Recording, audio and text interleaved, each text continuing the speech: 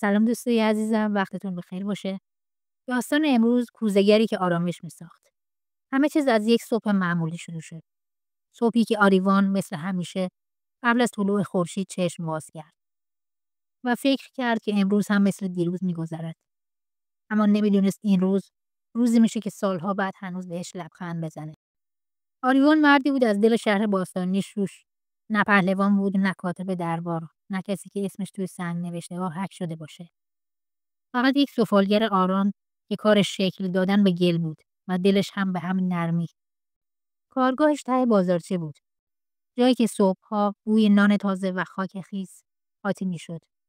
آریوان هر روز با یک کاسه آب مشت گل رو ورز میداد و زیر لب آواز میخواند. مردم میگفتن کارهایش دلنشین است. نه به خاطر نقش‌ها، بلکه چون وقتی سفال میساخت انگار تکی از حال خوبش رو هم لابلای گلها میذاشت.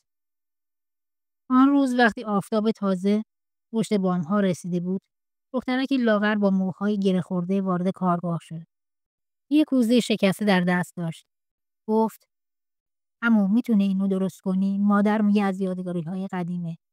آریوان کوزه را گرفت، دورش رو چرخوند. ترک‌ها ریز بود اما عمیق. گفت: درست میشه. فقط یکم وقت میخواد. دخترک لبخند زد و رفت. از آن لبخندهای بی‌قلقش که به دل آدم آرامش میده. آریوان همون لحظه دلش روشن شد. تصمیم گرفت کوزه رو فقط تعمیر نکنه، بلکه اونو طوری بسازه که وقتی مادر دخترک اونو ببینه فکر کنه چیزی تازه وارد زندگیش شده. تا ظهر کار کرد، گل تازه بین ترک‌ها نشاند. بعد نقش ظریفی از یک گل نیلوفر دور لبه کوزه کشید. نیلوفر برای مردم شوش نماد دوباره جان گرفتن بود. چیزی شبیه لبخند بعد از یک روز سخت. تا عصر کوزه آماده شد. دخترک با مادرش برگشت. وقتی چشم مادر به کوزه افتاد دستش لرزید. انگار سالها پیش زمانی که جوانتر بود کسی این کوزه را برایش خریده بود. گفت: مثل همون روزها شده، حتی قشنگتر. آریوان آرام گرفت. گاهی چیزهایی که ترک برداشتن اگر درست ترمیم بشن ارزشمندتر از اولش میشن. مادر تشکر کرد. اون را گذاشت.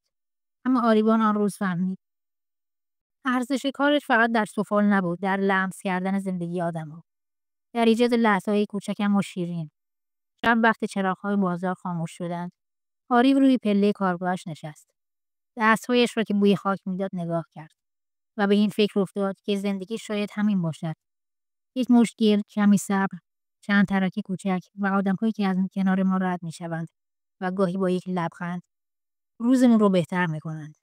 سال‌ها گذشت، بازار عوض شد، آدم‌ها عوض شدند، اما کارگاه آریوان هنوز پابرجاست. میگویند اگر غروب به شوش بروید و صدای چرخ سفالگری را بشنوید، احتمالاً همانجاست.